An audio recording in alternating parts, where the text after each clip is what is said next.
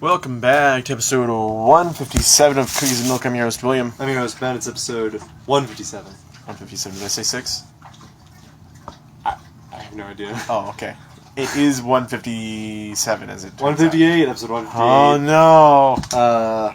To celebrate, we are having 158 cookies, so Oh. I sure hope we're not wrong. God.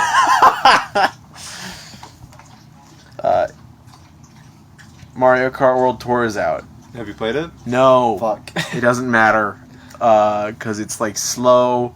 And they lock 200cc behind a paywall. Nice. And that paywall is a monthly subscription that you have to pay for. Just like you like out of your mobile games. Just like you like out of your mobile games. And that also gives you more bonuses when you win. Okay. It gives you Mario. And it's... Wait, you can't play as Mario unless you do the... You can't play as Mario unless you do that. What? I think at least. It doesn't matter. It costs more than Nintendo Switch Online if you pay for a full year of it. How much? What? What does it cost per month? What does it cost? $5 a month. Okay. Nintendo Online is $20 a year. Jesus Christ. Yeah.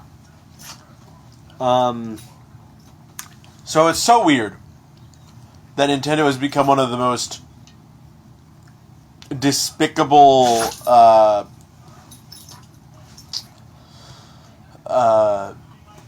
gacha game people.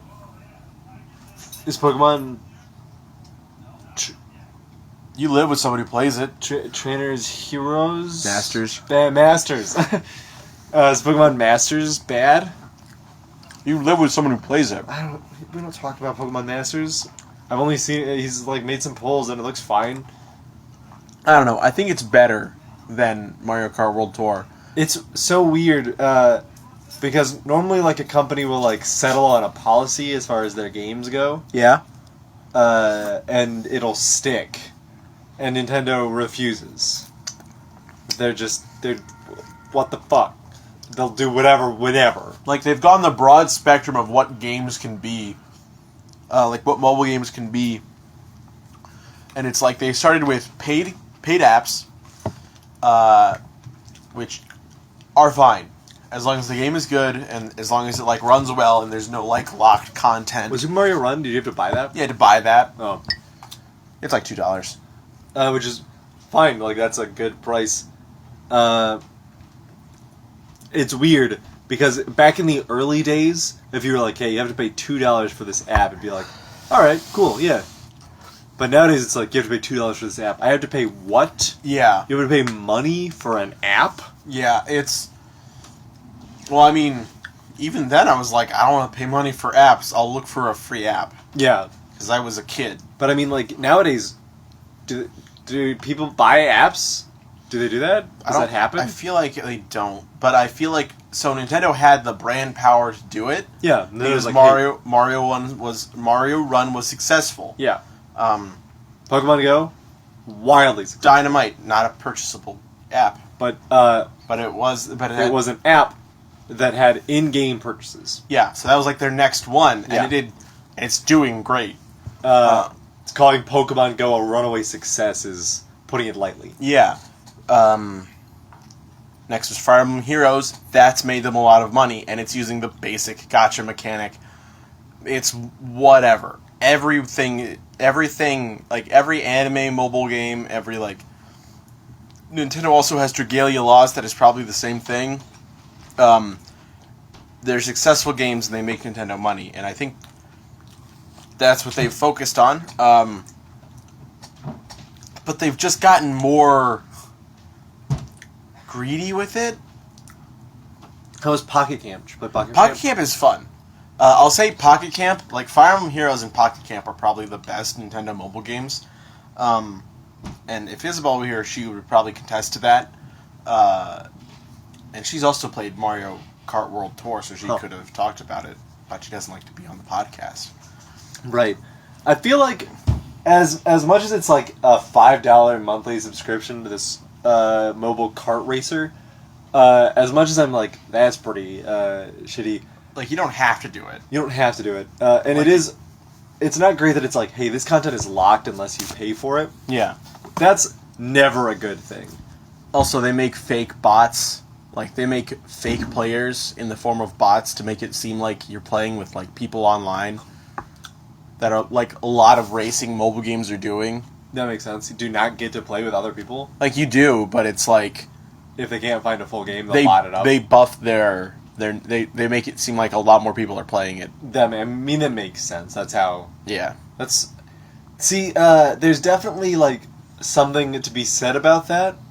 Like, that games will fill with bots when they can't find enough real players. Yeah. But I'd prefer that to the alternative. Where there's no players. Or where it's, like, extended wait times. Yeah, that's true.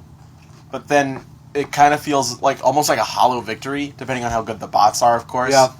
But, like, there was a video I watched that was just, like, getting a bunch of headshots in a game. Like, it was very easy. Like, they just kept getting picked off, and it was like the comments were like, those are bots, right? Like, yeah. It's filled with bots. So,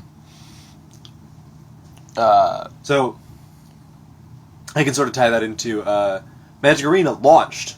Yeah. It's officially launched. I got an email, and it's like, Magic Arena is officially launched. I'm like, wait, what? Yeah, and they sponsor a bunch of YouTube channels to do, like... I noticed, yeah. And it's like, oh, that's sweet. There's not been a huge change in Arena from the beta to the official launch. Yeah, because it was fine. Yeah. But one thing Arena has that Magic Online, the other Magic Online service, is that Magic Online has actual drafts, while Magic Arena has bot drafts. Bot drafts? When you draft on Magic Arena, you play, like, the games you play are against actual players. Yeah. But when you just click the button and it opens your packs, the other 8 people are all bots. That makes sense. Because you can't facilitate that type of thing with people drafting at the same time. That's impossible. Online does it. Magic Online does it. Oh. They would never do. That's Can you impossible. imagine? A pipe dream. The problem with this is that it takes a long time for these to fire. The Magic Online drafts? Yeah. I mean, yeah. Because it's difficult. It's difficult to get 8 people in a row, in a line. Like, okay, I said it was impossible, but it's not. But it's, like, very frustrating online. Yeah. Because people aren't, like, taking time out of their day to do it. Like, there's not going to be a buzz notification on their phone, like, the draft's filled up, join now. Yeah, seriously. And it's so shitty, because whenever I'm like, I want to play it online, because online does, like, Legacy and Vintage Cubes, like, way old cards and stuff, and I'm like, oh, sweet, I'm never going to get to play with those cards otherwise. Boot up Vintage Cube. But then I'm like, hey, alright, who's playing? It's like, you can do one of 2 things. I will say, though, that, like, Magic Arena offers only a bit of what the Magic experience is. Because you said, like, Vintage Cube, and I'm like, I have no fucking clue what any of that is. Like, I don't know, like, Magic Online would probably offer me a lot of different things if I wanted to get into the depths of Magic. Getting into Arena is a great way to get into Magic. And you honestly don't ever need... Anything else. But, because I have tasted the fruits of old Magic, I want to play that. It's just like reused cards. They just reuse a lot of cards. Yeah. But I want to play with them regardless. Touch. Rob was looking at me. But it's... I'll boot it up. I'll like, hey, you can play... what's the word? Magic. A league. You can play a league, or you can play a normal single elimination draft. And in a league, you draft in your pod, and then you find any number of people in the league who are playing for their 3 wins. Oh, wow. The good thing about this is that it's you play your 3 games regardless. The bad thing about this is you lose out on the... So say in your cubing, right? And you see a card in one of your packs. You see Emrakul, Aeon's Torn. Yeah. And you take it. You're like, nope. I don't want anybody to play this against me, so I'm taking it. In a single elimination, Anyone can play Emrakul then. In the league, anyone else can get Emrakul. They're like, they don't care what you hate drafted. Yeah. You didn't play around any of their decks. What does Emrakul do? 15/15, protection from... Is it 15/15? 15/15, protection from colored spells, flying, trample. When you cast Emrakul, take an extra turn. When Emrakul attacks, defending player sacrifices 6 permanents. And Emrakul is like banned, right? In EDH. Yeah. And isn't in standard, so... I mean, it isn't in standard, Yeah. because of course I would see that a lot more on Arena. It costs 15 mana. That's not hard to get. Yeah, that's the thing. That's not hard to get if you're running the right team. I mean, especially also because you lose out on the cast trigger if you like cheat Emrakul into play. But like you've seen reanimation spells, right? Spells that just bring cards back from your graveyard. So if you just like put Emrakul into your graveyard on turn like 1 by discarding it, and then use like 2 mana reanimation spell to put Emrakul in play. Yeah. Blood for Bones, getting that work. Yeah, you've got a pretty good turn 3 coming up. Yeah. Even more if you can somehow give Emrakul haste. Because your opponent sacks all their permanents and you win. Jeez. When he deals damage or just normal? When Emrakul attacks, defending player sacrifices 6 permanents. Attacks. Also protect from colored spells, so like what's your removal looking like? Bad. Probably. If I had to guess. Artifact that stuns. Icy Manipulator? Yeah. Or, I don't even know what's the cheapest artifact that can do that. You don't have it. You can do like a Shield Aegis strat. Yeah, you can take him down. You can. Oh, don't get me wrong. You can do a thing that puts a card back into your hand, and that card is always going to be that Shouting Shield artifact. Okay. You can tap Emrakul every turn. The shield equips to your creature. Yeah. And then you tap your creature. No, wait, what? To mill them for 3.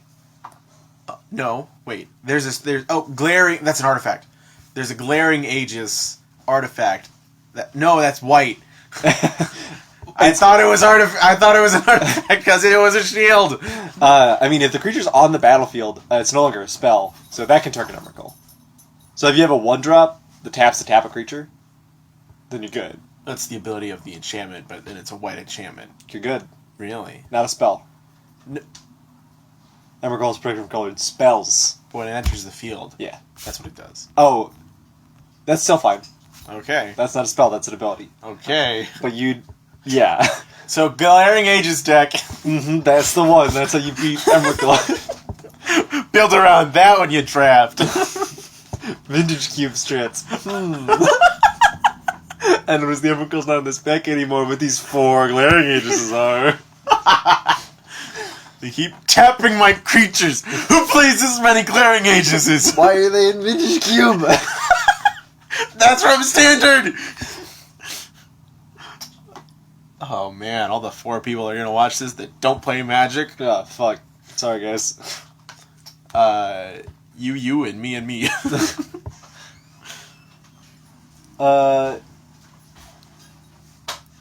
What's your biggest problem with Magic as a whole? Currently, Eldraine had its pre-release weekend.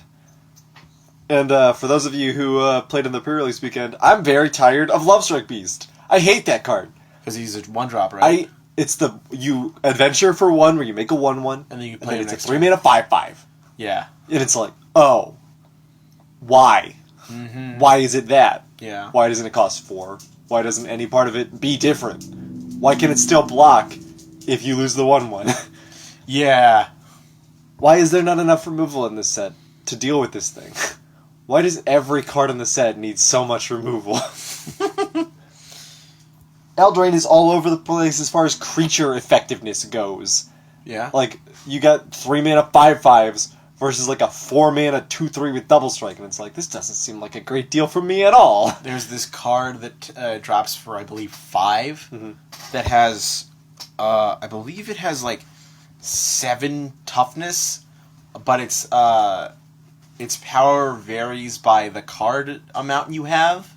Oh, Sir Sir Gwendolyn or something. There's a blue knight. She's that. Yeah. When she enters, she draws a card. Mm-hmm. And it feels real bad late game. Oh, yeah. Because it's just like, hey, here's my 1/4. Yeah. But she draws you. Yeah, she doesn't have a 7 toughness. She has 4 toughness. 4 toughness costs 5 mana. Yeah, no. Awful against, like, Lovestruck Beast. Yeah, that's the fucking... What beats Lovestruck Beast in this format, Wizards?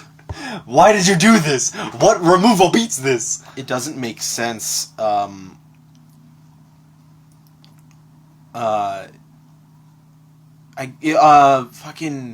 guess Adamant. Not Adamant. That's an ability. That's an ability. Uh, There's the one red one that deals 5 damage and deals 3 damage if you paid 3 reds. you want to throw it around? Deals 5 damage to a creature. If you pay 3 reds. reds. If you pay 3 reds, it deals an additional 3 damage to the creature's controller. Oh, really? Yes. I But that costs 5 mana. Costs 5 mana. And Lovestruck Beast, you will note, costs 3. On the curve. Not on the curve. There's the white card that, like, exiles a thing that with converted mana costs 3 or less. And there's a black spell. There's Giant Slayer. Yeah, that's a good one. That's another. But the thing is, on the curve. That's also makes a 1/1. How do you beat the 1/1? You've already lost to the 1/1 by the time Lovestruck Beast comes You out. haven't lost to the 1/1. What are you gonna do in a green deck? You can't buff the 1/1. Lovestruck Beast is bad then. You can buff a 1/1 in the green deck. Yeah, but then Bloodstruck Beast. Bloodstruck Beast. That was last episode. No. Lovestruck Beast isn't good then. You wouldn't have a 1/1. But Put Lovestruck Beast in a tower. God, it's so incredibly flavorful. I discarded Trapped in a Tower like 3 times this weekend. Oh. But I played green black in every single fucking pre-release. Like, Because it's so good. Because it's the only one with a good Planeswalker in it. oh my, no, Oko is nuts. Oh, I haven't seen Oko at all. I've never played against him. Everybody's like, dude, Oko, oh my god, he's so insane. And then I never saw him. Nobody And a ever bunch of played people against got him. Yeah. When we were there on Saturday. I've been playing him in the standard events. He's pretty nuts. Is he a food? He makes a food. Ticks up to make a food. And ticks up for smaller. Is he green-white? Green-blue. Green-blue. I've been playing green-blue-black. I splashed blue, the smallest amount of blue I could, in my mono green deck. And it's just that snapper. Oh, to draw cards? Because I don't actually need to. You I don't don't need need to splash blue. It's funny whenever... He's just a big drop.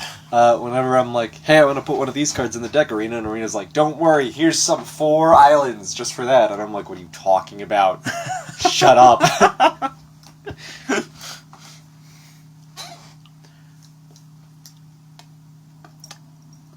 But, so that's your current problem with Magic?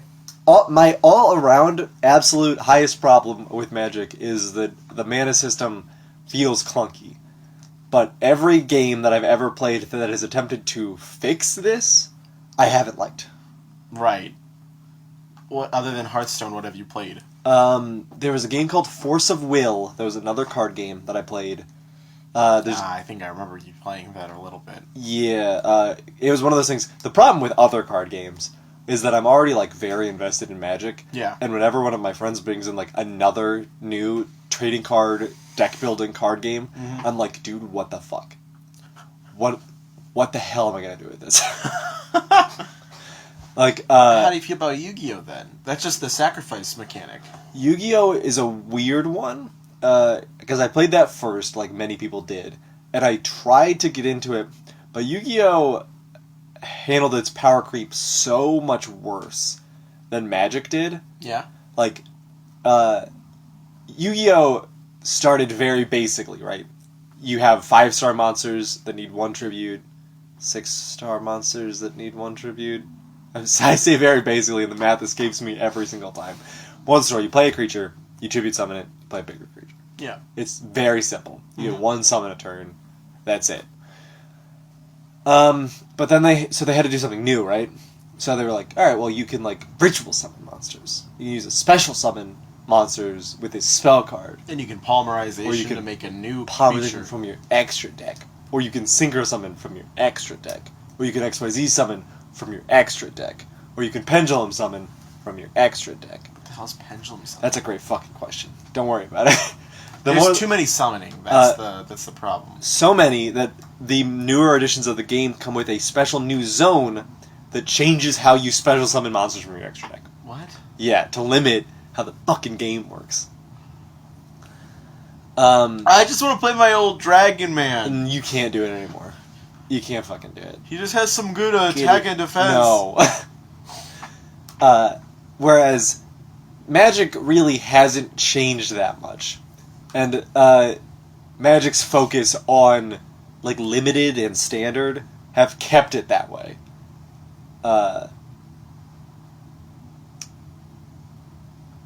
But Force of Will had a weird mechanic. It felt like you were always playing Commander because you have a card in your command zone that you tap to put shards out from your shard deck and use the shards to place for spells. And then eventually you can flip your commander over by paying shards, and then they're a creature. Okay.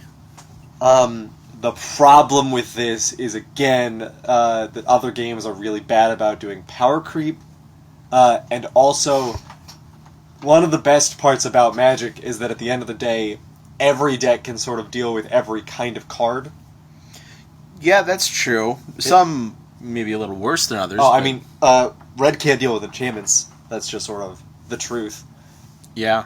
Black can't do anything to artifacts or enchantments. Every color's got its weaknesses. Some of them are less weak than others. Green is weak to instants.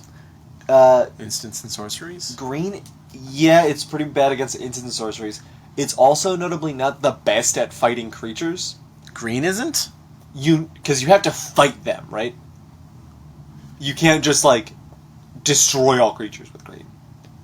If your opponent has a creature and you have no creatures and you draw a fight spell, you're in a bad spot. That's true. And that's green's weakness. Otherwise, it can destroy lands, artifacts, enchantments, planeswalkers. Yeah, that's true. Black can discard any threats, which is its upside. Red can kill players, which is its upside. Oh boy, don't I know it. And blue just does... whatever the hell it wants. Yeah, whatever the hell it wants. That's can't handle when enchantments and artifacts are on the board, though. Blue gets disperse effects to bounce non-land permanents back into hand. It doesn't. It's not around a lot, though, right? Like, I feel like that's not in the current standard. It's just creatures, right? It's definitely not. It doesn't have the most options. Brazen Borrower is the mythic fairy who has a 2-mana adventure that lets you bounce a non-land permanent you don't control. So anything that you don't control. Anything you don't control. Okay.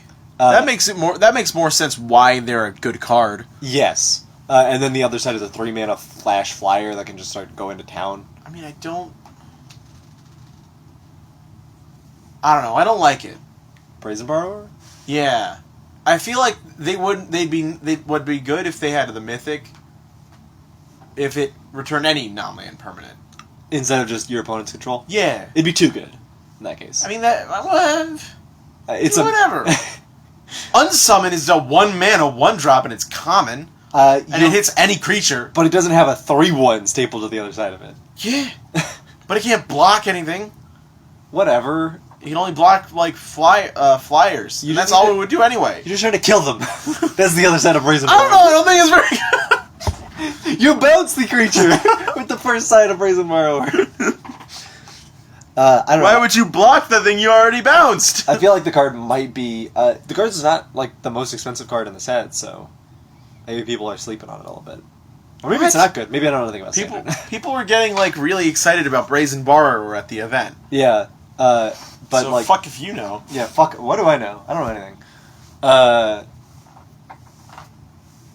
The mana system has its ups and its downs, to be sure. Mm-hmm. But it keeps every game from feeling the same.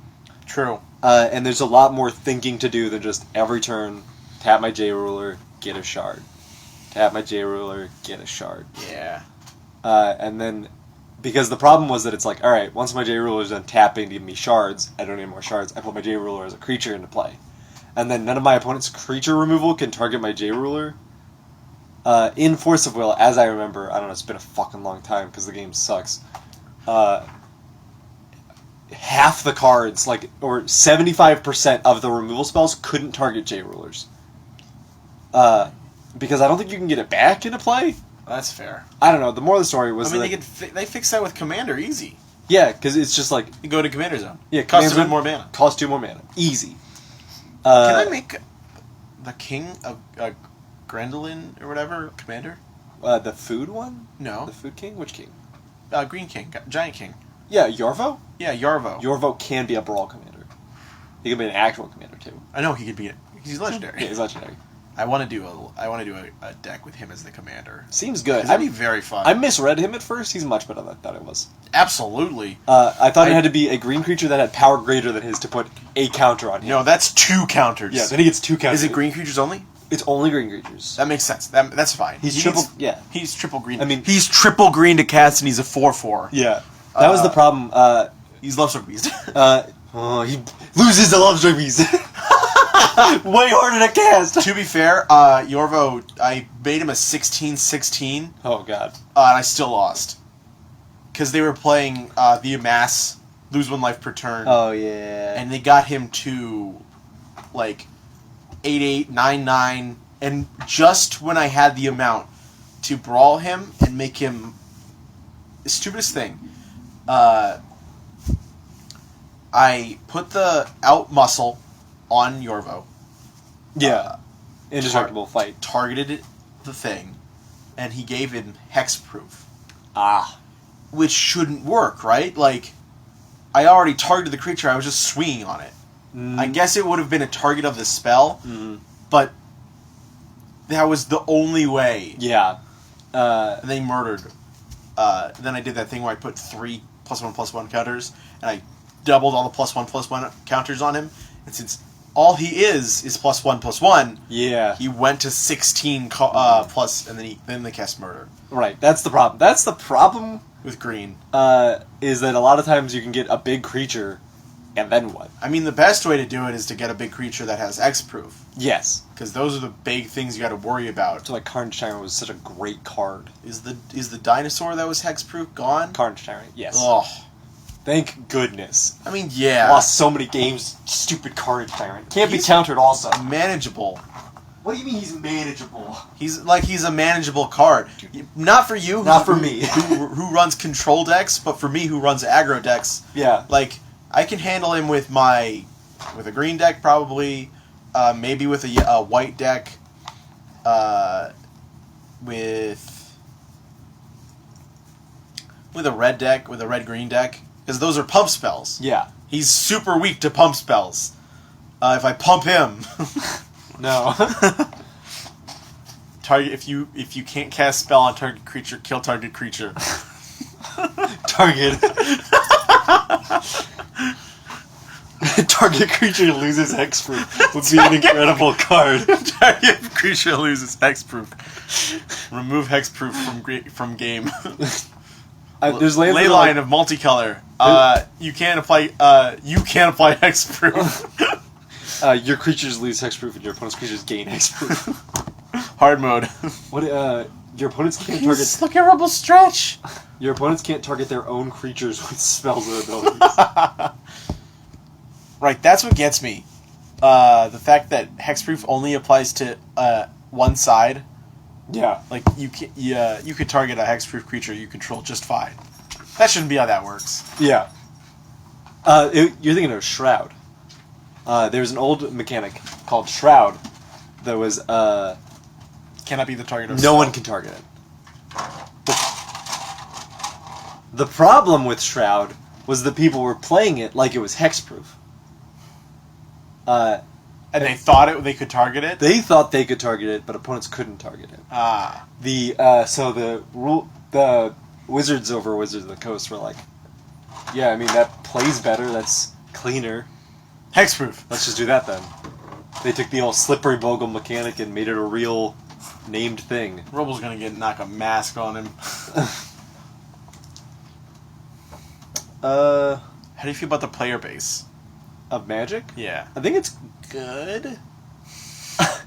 That was a forced good. That's a dangerous good there, Ben. You'll run into all sorts when you're playing Magic.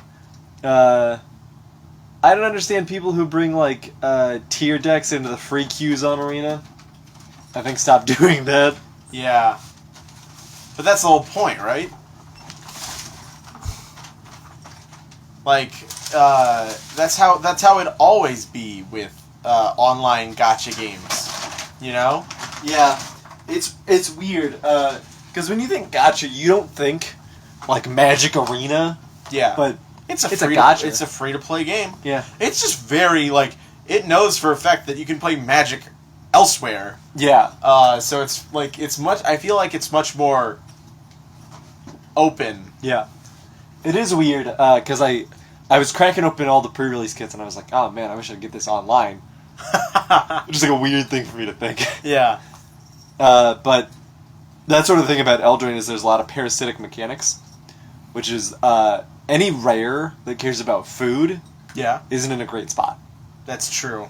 Because it's very bad then in eternal formats, which is good in standard.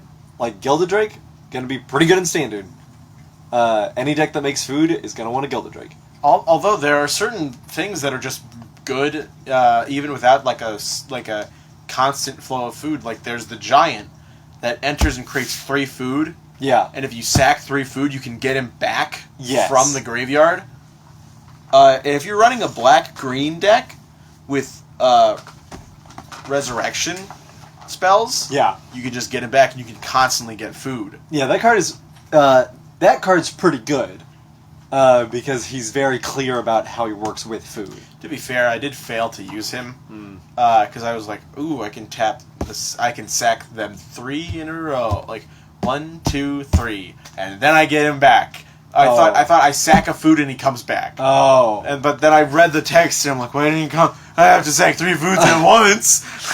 And then I lost, I think. Speaking of bullshit in limited, there's a cat. There's like a cauldron familiar. Yeah. 1-drop, 1/1. Mm-hmm. When it enters the battlefield, each opponent loses 1 life, and you gain 1 life.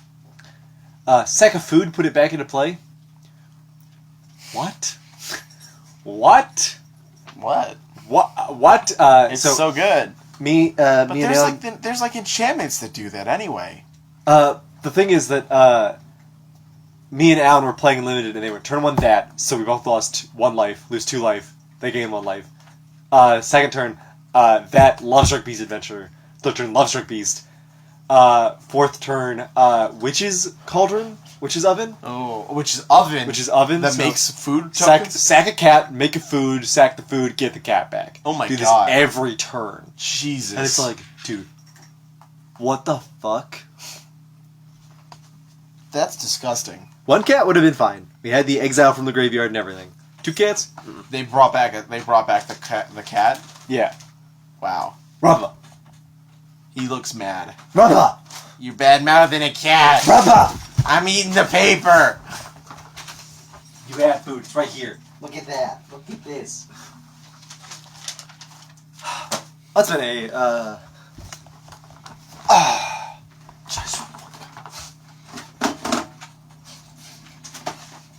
Local podcaster, you're squirting with Autobahn. That's not the water bottle. and squirm with it, he just doesn't know it's there. Bastard. I swear to God. He doesn't care.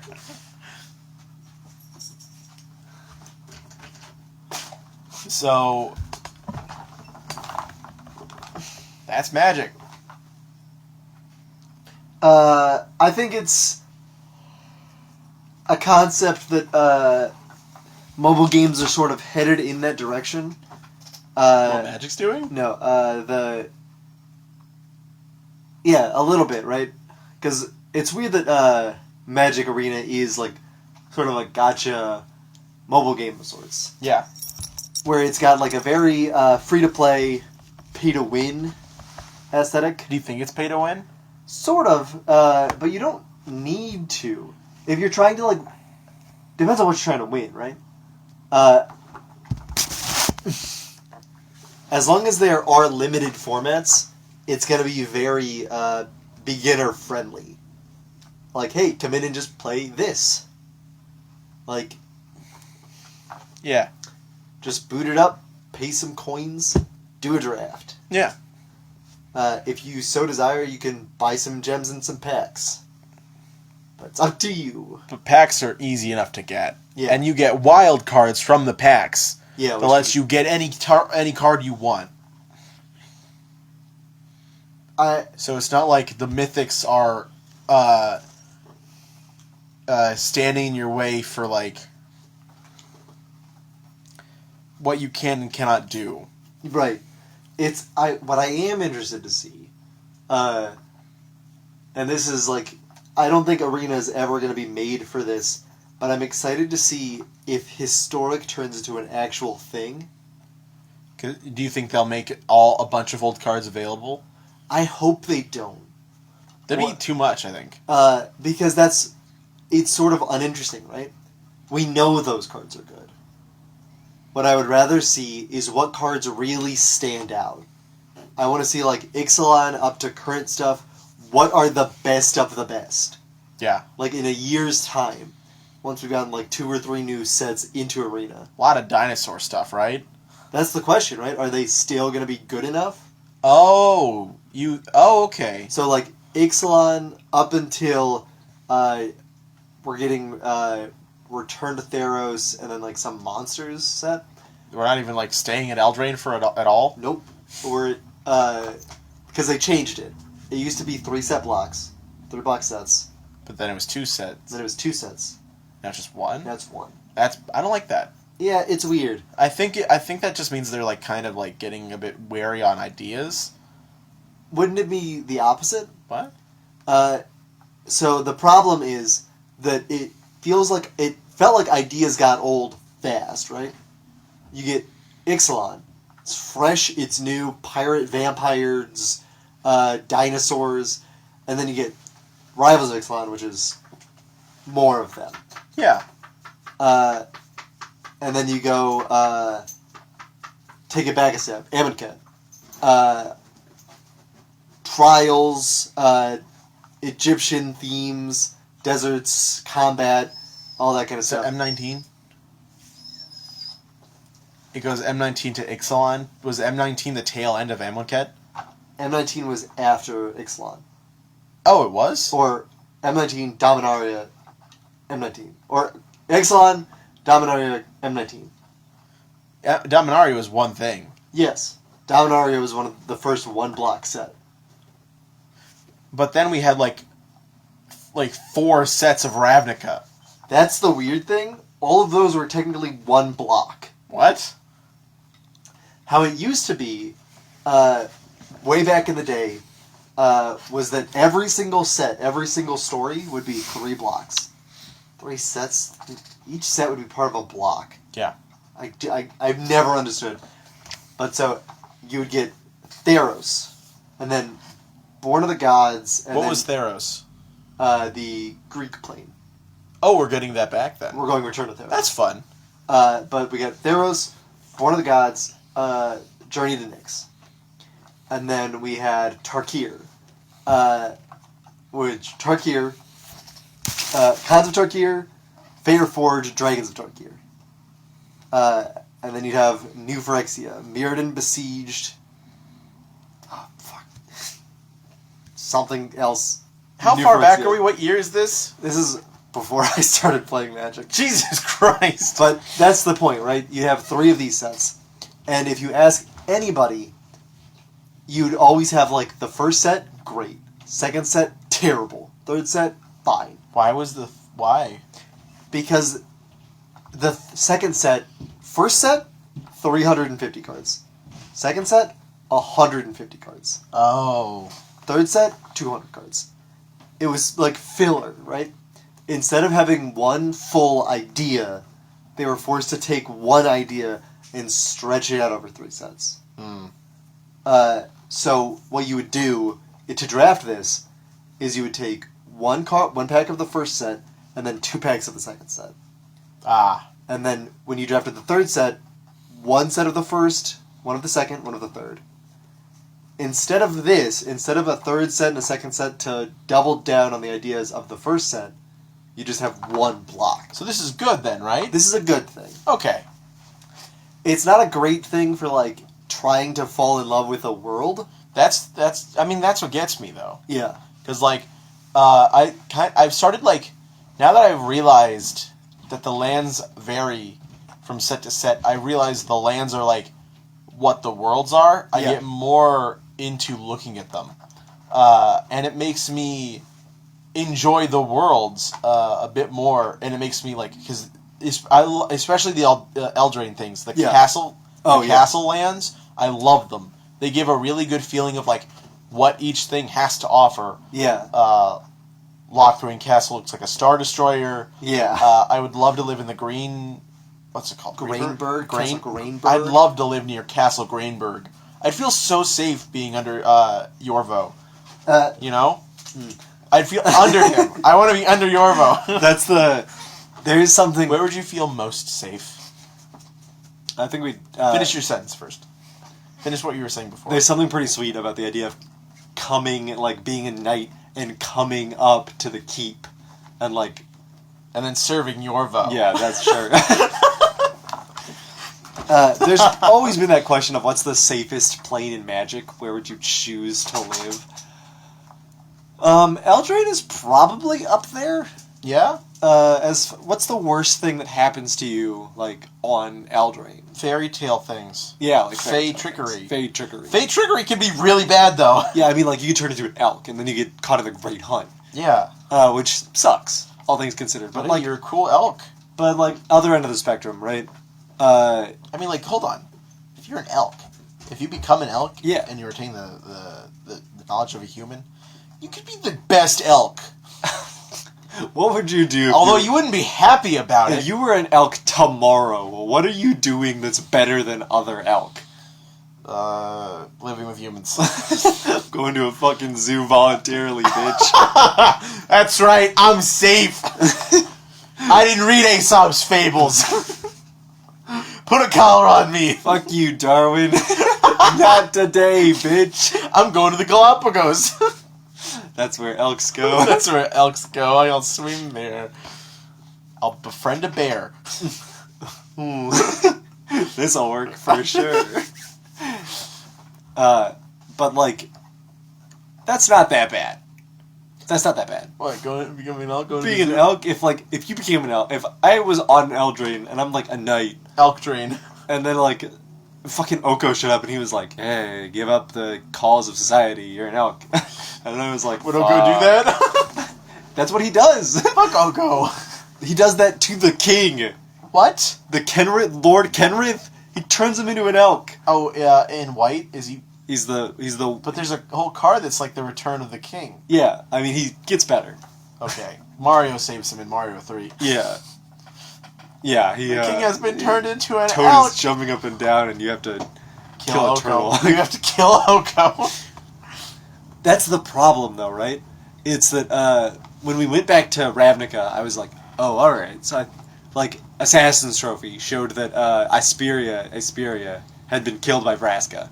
Ral Zarek was the guild leader now. And I was like, whoa, alright. I see where this is, what's going on. I see the state of Ravnica, because I already knew Ravnica. Yeah. But when I go here, I don't know what the fuck is going on. The story spotlight cards are all over the place. Because, like, all I know is that, Lady Locthwain keeps marrying people and then sending them out on quests to find a cauldron. Right? Yeah.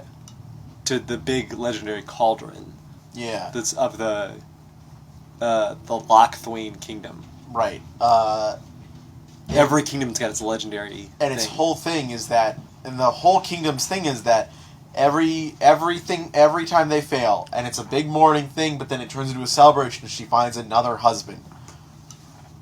I wouldn't feel comfortable there. No. Look at me. I'd be. She'd marry me in a second. She'd marry me in a second. I can't afford but to go on a she'd keep me quest. there. Oh, she would. You have to find the cauldron. I think I'll hang around. I'd be too lazy to do it. Yeah, that's the thing. I'm the king. You can't make the king do things. Yeah, but as far as worst things go, like maybe you just get killed by a giant, which sucks, but... I mean, it's fast. Yeah, it's whatever. As opposed to, like, Innistrad, where like the worst thing that happens to you is you get attacked by every fucking monster and then reanimated as a fucking zombie and then forced to be a skimp. And then you see Soren and he like gives you a high five and it's like, I'm protecting all these creatures. This is good for me. This is really good for me, I think. Oh, Soren, you weirdo. He had like quotes when I was like fighting him, like I'm fighting him one point. He's like, anyone who attacks Innistrad is attacking me. I'm like, oh, good for you, man. And then I'm like, wait, Innistrad's a nightmare. Of course, people would attack it. That's the thing is, he's like, I won't let anything bad happen to Innistrad. That's where I get all my food, and it's like, asshole. Terrible. I enslave humans there. Innistrad would be pretty bad. Like, top 10 worst. But it'd be a fun place to do a D&D session. Yes. But, like, every night you're getting your walls torn down by everything you can imagine. The vampires just walk in. You have to invite them in. You do have to invite them in. But they can transform into bats and sneak in. Or they can transform into mist and sneak in. They don't follow the rules. Fuck that, right? What do you have to ask? You have to ask if you want to kill me. And I mean, like, it's hell, so I might agree immediately. Which, that's the thing. My terms of services don't turn me into a zombie. I want to stay dead. Please. Oh, absolutely not. No. You're like you're a servant for me now. You're like a strong dude. Oh, I'd be a servant. The vampires would want me to They'd keep me around. I would serve House Falconrath. Is that Soren? Soren is Markov Manor. Oh, of course he's Russian. I'm Soren. Oh, jeez, get out of here. Oh, no, that's wrong, right? Because I'm a vampire? Sure. Sure. Whoa, Chandra. How can you even be racist? Have they ever interacted? Yeah. Was Soren ever part of Gatewatch? No. But There's no Oath of Soren. Soren's victory? Yeah. Soren's victory was not in owning slaves, but killing them. Alright, so you know the lore that happens with him and Nahiri, right? They hate each other. Yeah. I don't know why they hate each other. Alright, here's your 5-minute lore thing. Probably less than 5 minutes. Way back when. An hour and a half. 2 hours later. And that's when Richard Garfield first thought of Magic the Gathering. Here's Nibble Bolus. Way back when the Eldrazi showed up on a plane, any plane, miscellaneous plane, they were just fucking it up. And Ugin and Hiri and Soren showed up, and they are very old planeswalkers, and they were like gods. Even then? I think even then. Probably. How is Soren still not a god? We'll get to that. Okay. We might not get to that. There was a mending that happened. They just put together a bunch of time rifts, and all the planeswalkers stopped being gods. But you said the 3 of them showed up. 3 of them showed up, looked at the Eldrazi, and they were like, this is fucked. This cannot happen. They were just going to go from plane to plane and fuck things up. And it's like, alright, well, damn, what do? We need something. We need a place to lure them so we can capture them. The moon, right? No, not yet. Okay. They were like, Nahiri, how's Zendikar? And here's like my home plane. Right, they trapped them in Zendikar. Where I live and my family lives and everything I love lives. Yeah, how's that one? I guess fine. There's some big open spaces and hedrons we could catch them in, and it's like cool. So they did that. And they put the plane. They put all the Eldrazi there, and then like Nahiri's like, oh, that was bad. It was a bad thing to put them here because they're like oozing out a little bit all the time, and I need help to deal with this. And Soren and Nugan were like, don't worry, we'll be back to help you later. And the Nugan dies. And so Nahiri's like, whew, this is getting bad out here. They're going to break these bonds like any day now. And she's like, Soren, my good friend, remember we talked about this? And Soren's like, fucking leave. Get out of here, I don't want to help you. What? And she's like, what the fuck? Soren, help, I'm gonna, you asshole. And he's like, if you don't get out of here, we're gonna fight. And she's like, what are you talking about? And he's like, so he opens his big old silver nightmare realm where he keeps all the demons and he throws her into it. and she's in the nightmare realm with all the demons for like thousands of years. Soren could have just helped. And and she spends these thousands of years recreating Zendikar bit by bit in her mind. What? In the silver prison where also Soren put his angel daughter. Not important. No, hold on. She is in there for like a long time, too long, like long enough to drive anybody crazy. And she finally Liliana shows up and she's like, I need those demons. Like, all right, let me just empty it out. Oops. And then Thalia's like, I'm not gonna let you do that because that's where all the demons are. Yeah. And Liliana's like, you're fucking correct. And she opens the Hell Vault, and all the demons and the angels come out, and then Hiri also comes out. And she's like, I can't wait to go back and see my lovely home, Zendikar, that I love so much. And she goes back, and it is destroyed by Eldrazi. And she is like, oh, well, I am upset about this.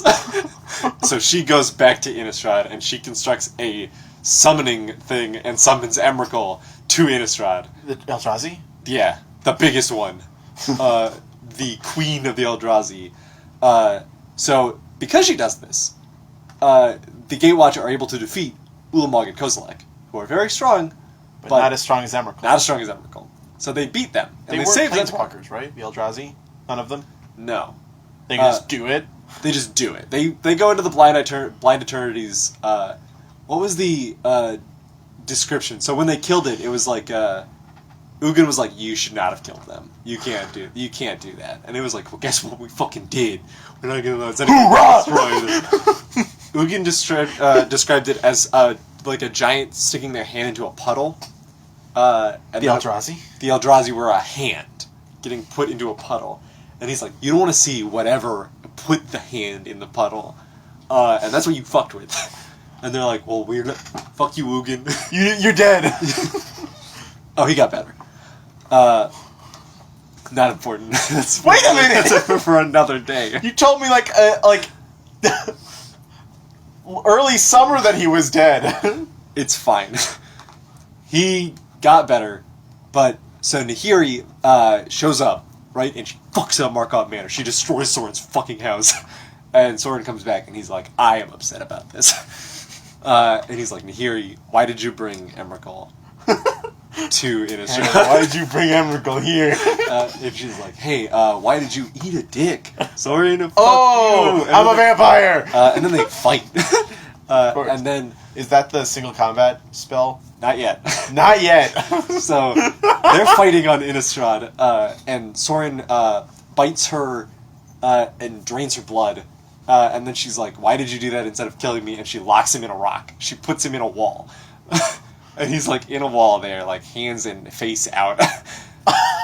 Is that a spell? I don't think so. This is the thing that happens in the lore. The cards in the set don't focus on their fight at all. War of the Spark comes around, right? So Nahiri and Soren just go back. And they're doing whatever they do in the multiverse. War of the Spark comes around, and Bolas is like drawing, and they put the beacon up, and Planeswalkers are just getting drawn in from all over the place. They get the whole cast. They get Obnixilis. They get fucking Ashiok. They get, Gideon, whatever. Some third Planeswalker. Gideon goes there normally. And in this commotion... Johnny spawns in, spawns back out. He doesn't want to deal with it. Soren gets brought in, and Nahiri get brought in. Of course. And they look at Bolas, and then they look at each other, and they're like, oh, absolutely the fuck not. And then they just start beating the shit out of each other. This absolute war is going on, and they are fighting each other. Of course. And that's it. So that's the single combat art. It's just, they ignore everything else, and they fight each other. I mean, that's fair. And neither of them die still, which is insane. So yeah. Do you think Soren will get a death similar to Elspeth? Johnny will... Yeah, somebody will be sad for him. No one will be sad for him. He looks fatter. Soren? In his Planeswalker art. His new one? His new one. He's got some weird art going on. He's like... Yeah. He's scrunched a little bit. Yeah. But yeah, so there's... now when you hear people talking That about... wasn't 5 minutes. That was like 7 minutes. you distracted me a couple of times. Now when you hear people talking about Nahiri discourse, it's about... Wait, do people, side with Sorin? That's the thing, right? It's that both of them are just the absolute worst. Why is Nahiri bad, though? Because she summoned Emrakul to a plane. Yeah. She didn't do it so the Gatewatch could win. She did it to ruin Sorin's house. But it's Innistrad. Well, people live there. But do they want to? If they could leave, they would. If you destroy the power, that's the upper class that gets fucked with the most. Sure, the lower class dies. Revolution's gotta happen somehow. That's Emrakul's Olivering, baby. Emrakul's still alive, right? Trapped in the moon? Yeah. Eldritch Moon ends with Tamio showing up because she was like, I was reading a book on Innistrad stuff, and Jace was like, you have to fucking help us. And so the Gatewatch shows up, and they're trying to fight Emrakul, and it is not going well. Liliana pulls out the full power of her, fun veil she wears. She got a chain veil cursed by an ancient dead race. And she's like, give me all you got. And the veil goes, no, I do not want to fight Emrakul. And she's like, shut up! And she throws all her zombies and all the death at Emrakul, and Emrakul's like, what are you fighting me? And Tamio's like, alright, well, I have a bunch of scrolls, and I'm gonna read several of them at Emrakul and hope it works. And Jason's like, you should read, the big scroll, and she's like, no. No, I'm not gonna read the big scroll, because that's a plane-destroying scroll, I'm not gonna do that. She's like, I can just counterspell it. And then Emrakul puts the top 3 cards of their deck into the... Ooh! And then, so, the fight is happening, and everybody's getting fucked up. Chandra's like, get hit with fire, and Emrakul's like, die. Die! And then, at some point in the fight, Tamio pulls out one of the big, very bad scrolls, and reads it, and then Emrakul's in the moon. And they're like, oh, Tamio, why didn't you do that from the start? And Tamio's like, I didn't do that. Emrakul made me do that. And it's like... Emrakul wanted to be in the moon. Emrakul wants to be in the moon, and it's like, oh. Emrakul made me do that. Emrakul made me do that. How'd she do that? How did what? Emrakul's whole thing is that she controls the minds of people. She warps living beings. Oh, jeez. So why did she want to be in the moon? We don't know. Not yet? Not yet. We haven't been back to Innistrad. It's the moon in Innistrad. But that's the thing, right? Is that Emrakul's still clearly influenced, because if you can imagine, the plane with werewolves is moderately affected by the moon. That's terrible. That's Bloodborne shit. Yeah, Eldritch Moon was just Bloodborne shit. Oh my god. That'd be so fun for D&D. Yeah. Actually. And there is a campaign. Yeah, I don't know if it goes into Eldritch Moon stuff. It doesn't go into Eldritch Moon. There's no way it would. I know it does a lot of Innistrad stuff, but yeah. So now there's also a campaign book that's just Curse of Strahd that's just also Innistrad, but a different coat of paint. Right.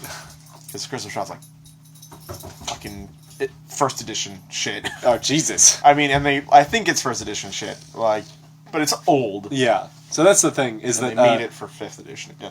As far as planes go, Innistrad is probably in the bottom 5. You don't want to live on Innistrad. Where does Johnny live?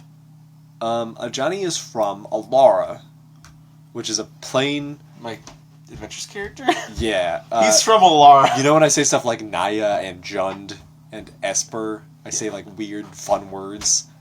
You don't ever say any fun words. You know when I say weird words to describe color combinations? I'm like, this is my Jund deck. Okay. That's Yes. Alara is split into 5... Alara exploded a while back. Oh. And it's in 5 pieces. Oh, okay. So it's still there. Yeah. It's 5 pieces with a big maelstrom of energy in the middle. Mm. And Naya is one of them, and that's where Johnny's from. It's a pretty nice place, right? It's pretty nice, all things considered. It's just A lot of big place for cat people to lounge around, right? Yeah, some cat people, a lot of big animals and stuff, big beasts. So, is Ajani directly influenced? Ooh! We got Sundays. So, is Ajani directly influenced by his plane, or, like, did he learn that somewhere? Did he learn that behavior somewhere? From Elspeth? No, he taught Elspeth more. Oh, that's fun. He's the mentor of heroes. Ajani, his brother, Jazal Goldmane, was the one who taught him how to lead a pack. Oh. And then Nicol Bolas killed him. Nicol Bolas killed Jazal. But why? For his spark? I don't know. Jazal did not have a spark. You don't know? I don't know, but there's a Jazal card and he's not a planeswalker, so... But maybe he wasn't activated and he saw... I think maybe he just did it because he wanted to go into the Maelstrom to eat it. Oh. There's a He scene... wanted to eat the Maelstrom? There's a scene where Nicol Bolas is in the Maelstrom and he fights Ajani there. Yeah? And Ajani fights Nicol Bolas by making a copy of Nicol Bolas' soul and just throwing it back at him. Just whoop. And does he win? Yeah, he wins. I use your own power against you. That's part of Ajani's thing, is that he can do like soul stuff like that. That's fair. And in that art, in that edition he's white red because he's mad at Bolas. Because he's mad. I've never heard of a white red Ajani. I think we need to be done for the day. Yes, yeah, for sure. Too long. Too long. What are we at? Like an hour and 3 hours? We've selected a new time. It's been an hour. Jesus Christ. Well, that's been episode 157. Yeah, I talk about Magic. Cookies and milk. Oh man, we talked too much about Magic. We had a legit video game topic in the beginning there. Yeah. Well, bye guys. Remember, like, comment, subscribe.